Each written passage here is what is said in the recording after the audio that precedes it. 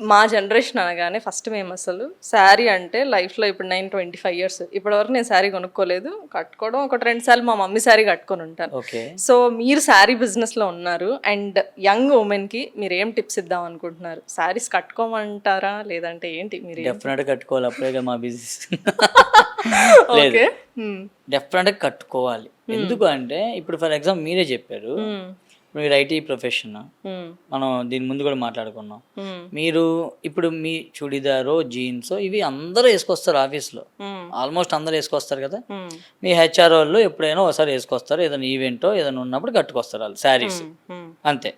So మీరు శారీలు వెళ్ళారు అనుకోండి, అసలు ఆ ప్రత్యేకత వేరు, ఆ డిఫరెన్షియేషన్ అనమాట. సో మీరు ఆ క్రౌడ్ మొత్తానికి ఒక లీడర్ లాగా కనబడతారు శారీలో, డెఫినెట్గా. అండ్ ఆ శారీ కట్టుకున్న వాళ్ళకి ఇచ్చే రెస్పెక్ట్ కూడా వేరే, డెఫినెట్గా ఉండిద్ది. అది మీరు కావాలంటే ఒకసారి అబ్జర్వ్ చేయండి, నా మాటలో ఆచరించి శారీ కట్టుకెళ్ళండి అప్పుడప్పుడు మీ ఆఫీస్కి, మీరే నాకు ఫోన్ చేసి చెప్తారు ఇలా జరిగిందని చెప్పి.